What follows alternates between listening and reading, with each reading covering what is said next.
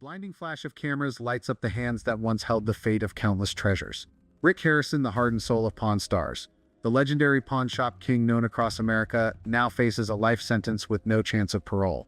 Once a man with a razor-sharp gaze, sizing up the value of an item in mere seconds, a master negotiator who left millions of viewers on the edge of their seats, Rick is now just a shadow of himself, standing dazed before the judge. The confident smile that defined him has faded. The sharp strike of the gavel rings out, closing the curtain on a television empire. What drove Rick Harrison from the pinnacle of fame to the depths of despair? How could a name cherished by millions of American households end up facing such a severe punishment?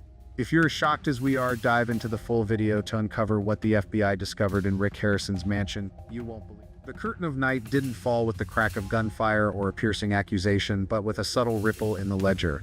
Early in 2022, under the relentless scrutiny of a joint task force between the IRS and the FBI, the iconic gold and silver pawn shop, helmed by Rick Harrison, found itself in the crosshairs of an investigation probing potential tax evasion. What seemed like minor, persistent discrepancies, shadowy cash transactions, and murky origins of merchandise sparked unease among investigators. At first, they suspected a routine case of tax dodging, just another clever maneuver by a mid-sized Nevada business skirting the law. But as the FBI dug deeper, a chilling truth emerged. Rick Harrison, the beloved Pawn Stars icon adored by millions, wasn't merely a businessman. He was the linchpin of a blood-soaked criminal empire. Determined to unearth the full scope of the deception, a specialized FBI unit in Las Vegas launched a daring raid on Harrison's financial stronghold. What they uncovered inside didn't just stun the investigators, it unleashed a seismic shockwave that reverberated across the nation. As the FBI's 20-person task force stormed the Harrison estate on the west side of Las Vegas, they had no idea that beneath its polished, opulent facade lay an entirely different world. Each door they pried open unveiled another layer of secrets. The deeper they ventured, the clearer it became. Rick Harrison had transformed his home into a vault of deadly truths, a fortress concealing an empire built not just on expertise and wealth, but on a sprawling web of crime hidden for years.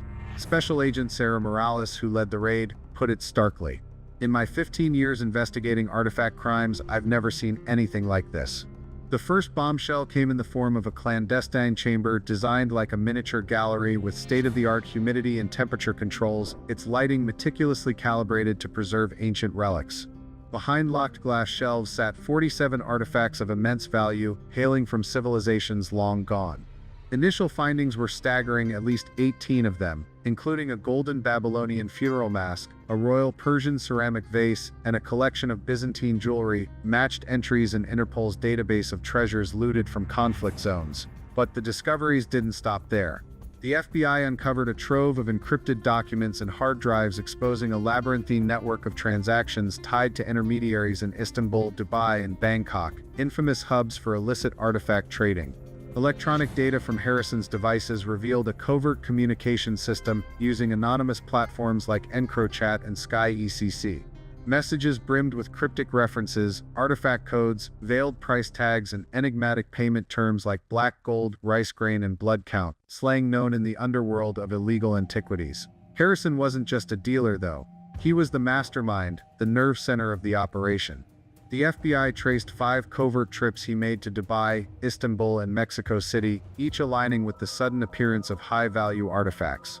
A $650,000 transfer from Singapore, funneled through the Isle of Man, landed in Nevada under the guise of a shadowy entity called Pawn Heritage Consultants, a name unknown to the public until that moment. The raid's most chilling revelation came at its climax. Inside Harrison's safe, agents found a metal box holding 16 encrypted USB drives and a scrawled notebook. The contents, a roster of VIP clients linked to payments totaling $12 million. Some entries were marked with red stars, corresponding to 5 individuals arrested for drug trafficking over the past 3 years. Even more horrifying, the FBI uncovered evidence of 2 bodies concealed in a hidden bunker beneath the estate. The victims' rival dealers and associates who knew too much had been eliminated by Harrison to safeguard his empire. A lingering question now haunts the FBI: how could a public figure like Rick Harrison conceal such monstrous crimes in front of millions?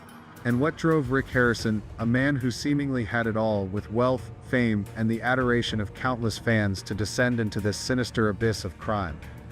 As Rick Harrison's criminal web unraveled, a horrifying panorama emerged. pulling in the Department of Homeland Security, DHS, and the U.S. State Department to join the investigation. The probe revealed Harrison as a pivotal cog in a triangular smuggling scheme, artifacts looted from the Middle East and Eastern Europe, funneled through European intermediaries to markets in the US and China.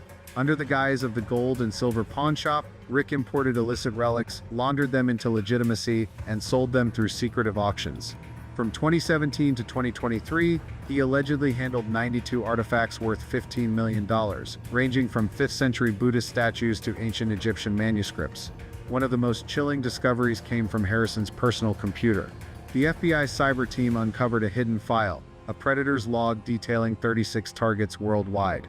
Each shared a fatal trait: they knew too much about his smuggling empire.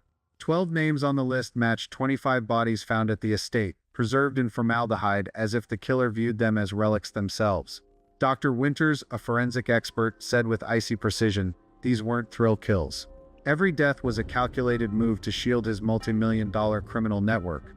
What horrified the FBI wasn't just the body count, 25 victims, but the fact that Harrison lived among their corpses as if they were invisible. He even recorded the torture of each victim, storing the videos in a private folder on his computer. Special Agent Rodriguez admitted with bitter resentment, he wasn't just a murderer, he was a brilliant performer, fooling the world with a friendly smile. The sheer scale of Harrison's criminal enterprise dwarfed the investigators' initial suspicions. Forensic accountants uncovered 36 secret accounts across 11 countries holding over $78 million, proceeds from plundered artifacts from Syria, Iraq, and Afghanistan. U.S. Customs Service flagged 73 suspicious shipments between 2015 and 2024, disguised as household goods but containing thousands of relics worth millions. Harrison didn't act alone. 7 high-level accomplices, from ex-mercenary Marcus Webb to museum curator Robert Langley, aided him in transport, money laundering, and eliminating threats. As investigators widened their lens, they stumbled on another shocking detail: Harrison's operation thrived with the complicity of dozens of corrupted officials, including politicians, customs agents, and even federal judges.